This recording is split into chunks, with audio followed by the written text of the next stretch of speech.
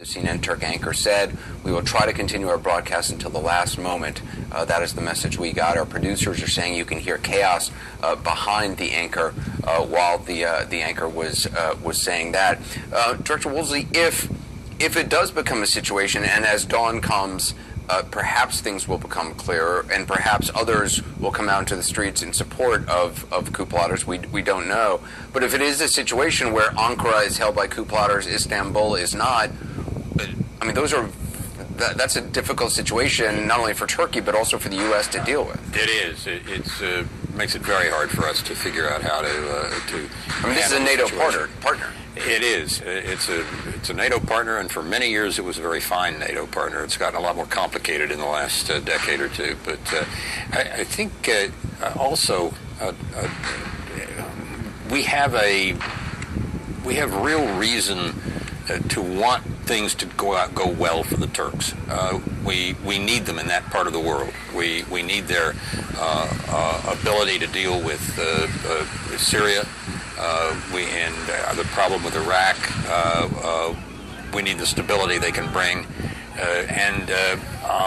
It is frustrating for many of us who have worked with them to have seen some of the arrests of our journalists and the sorts of things that have occurred over the course of the last several years.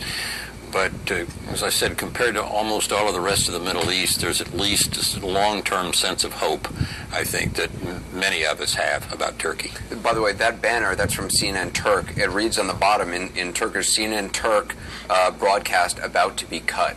So that's basically a message from the newsroom of CNN Turk. They feel they're about to be cut off the air. I've also just, while the director was talking, just gotten some reports. Multiple explosions have been heard both in Ankara and in Istanbul. We don't know the exact location of those explosions. We did hear from an American who was at the Four Seasons Hotel who heard at least one explosion on one of the bridges over the Bosporus. That was just before we went on air. I'm also getting more information right now that members of the Turkish parliament are hiding in shelters in parliament, according to Reuters.